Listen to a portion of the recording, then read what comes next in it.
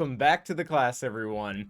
Finally, we have an actual Lightspeed bundle appearing in game. They have been data mined for quite some time now. CG was completely silent, but here it is, the first one with Beskar Armor Mando's requirements, all at Relic 5.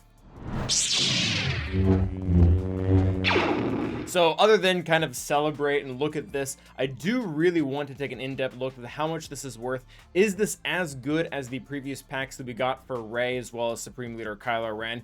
And ultimately, is it right for you? Obviously, if you're on a completely strict free-to-play basis, this video is kind of pointless because at the end of the day, this does cost $20. You can't really get it with crystals, so it is going to require a purchase if you want to be a part of this in any way, shape, or form. So a few comments before we get into the actual value of it. First off, I want to think it's interesting how CG is going forward with this. When they originally did the first ones, we kind of assumed that they were going to usher this in specifically for Galactic Legends, maybe every 6 months to a year or something like that. That does not seem to be the case. They seem to want to be using this almost in conjunction with the Journey Guide. For those of you who are not aware, the whole reason that the Journey Guide hit the game whenever it did a few years ago was specifically so that when Galactic Legends hit and all of them require other legendaries was so that you could have access to them and you didn't have to worry about planning all these elaborate schemes to make sure you get CLS in time for Giant Luke, so you have Giant Luke in time for Jedi Master Luke, or whatever else it is. It seems to be they're going a very similar direction, because we have our new Bo-Katan legendary or epic confrontation character coming out very soon, and a requirement for her is going to be Beskar Armor Mando. However, he himself has a group of requirements, being these 5 characters that are spread out throughout here. Looks like I can't get them all on one screen at once, but these 4 characters plus Queel. Now, I do want to talk about a few things when it does come to the concept of value, because the event does not require the characters to be Relic 5. In fact, it doesn't require them to be Relic at all. A lot of people have been able to do it with really low gear levels, as low as like gear 9. That being said, the characters themselves, especially for someone who is building a roster, are very good. My 2 personal favorites are Grief as well as the Bounty Hunter Mandalorian himself. These characters are important, or the most important to have in a bounty hunter comp, almost regardless of what you're going up against. The annihilate and turn meter function that Mando gives is very essential to most counters, as well as Grief's cleanse also being just something that can't be replaced, because right now he's the only bounty hunter, at least outside of Hut Cartel, that can cleanse the entire team. His mass assist is also really good. He does a lot of other things with refreshing his cooldowns, etc. So these 2 characters, you honestly, if you're building a roster long term, you want to have them Relic 5. They're not really ones that can be ignored or skipped, at least if you do, you're going to miss out on a little bit. So I think that from a value perspective, that is pretty good. Kara, IG, and Queel, while they're not bad characters, and in fact, I think one of the better features of them is that they're versatile. Queel and IG are both able to fit into just about any single scoundrel squad there is. They have a nice pre-taunt and stat boosting, and they have a way to dispel a lot of the debuffs. Overall, they're pretty useful characters. That being said, you don't have to have them in the same way that you have to have the bounty hunters to get bounty hunters to function and beat everything that you want them to beat. So this becomes a little bit more case by case depending on what you have. They do work well with Dash. They work well with Bam himself, assuming that's something that you'd keep on using. They're not terribly bad with Rey and other scoundrels, and quite frankly, any team with scoundrels, even in TW under Dad Bod Boba's lead, to be able to take out Lord Vader, they fit in there quite well.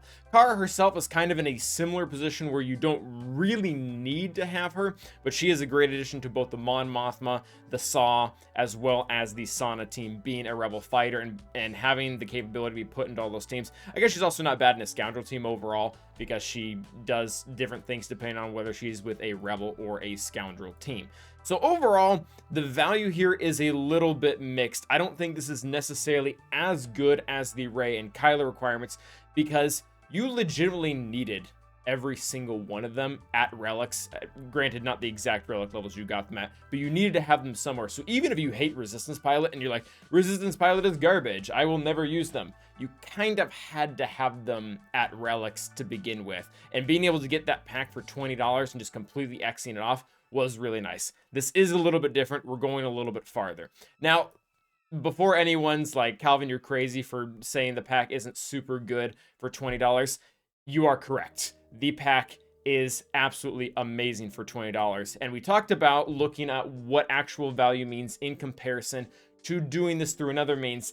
And it's not as crazy as Ray, but it's pretty darn crazy. So if we put in the 5 characters here and do, this is a tool by SWGOH events.com. You put in the characters up here that you are getting at Relic 5. This is using a roster that doesn't really have any of them unlocked.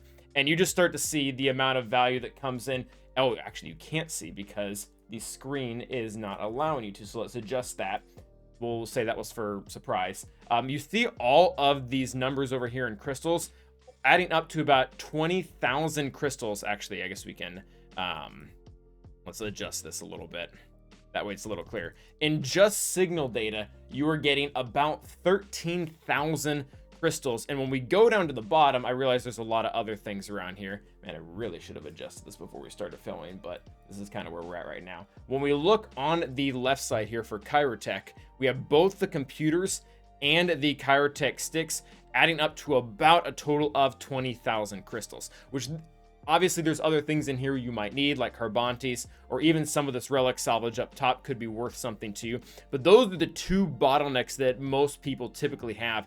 And when we start to compute just how much value they use, because you're going to use Chirotech and signal data for just about everything else, using some rough estimates here, this is at least 2 vaults. And I realize there are more beneficial ways, or rather more economical ways, to get things in game than just by buying vaults with crystals and spending them. But ultimately, if you're looking at a way to fast track and we're wanting to make a comparison of the pack to how else would you buy this, this is the best thing we can use. So essentially, you're getting $20 or you're getting $200 worth of value for $20. And there are some other things that you're going to have to take into consideration when looking at this for your roster, but I really do think it is essential to not look at this as a pack that gets you BAM. It does do that, but the relics and the Chirotech overall are more valuable, and the majority of Chirotech you would never even use to get BAM because it all sits at that gear 12 to gear 13 level. I believe Mando himself is the only one that has requirements below gear 12, and you can kind of get away with that for the event itself. So again, most of the value here is the long-term, how you will use these characters. Now, it is important to note that when we go back to our or CG's post on the whole matter, they do mention that you're getting these characters at level 85, Relic 5, and Ability 7, which means they don't come with any Zetas or anything of the sort.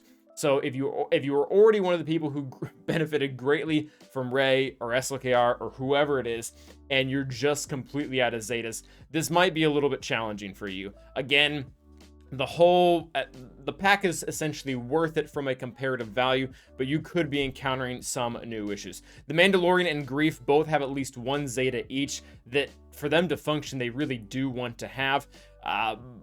You're just going to have to make the decision based on the rest of the things going on in your roster. Where else can you skimp on Zetas? A lot of people coming off of the original Lightspeed bundles have not recovered and likely won't recover for a long time. Ray and SLK are both requiring 6 Zetas, set a lot of people back, not to mention all of the other Zetas that are needed for the teams. So overall, yeah, it's pretty darn good from a value perspective, comparing at least what it would cost you to get these things if you were to buy them purely with cash and vaults. But at the end of the day, you need to look at your own roster. Do you have teams where you can fit in IG and Queel? Is Kara doing it at Relic 5 at all relevant to you? Do you already have the Mandalorian and Grief at gear 13, and therefore the Kairos aren't really going anywhere for you? And ultimately, like, can you even use the characters if you have them? Do you have the mod depth? Do you have the Zeta depth? I can't answer those questions. But what I can say is it's a $20 pack that's pretty much worth $200. Not quite as good as Ray and SLKR, but still pretty darn good. Thank you guys for watching, and as always, stay awesome.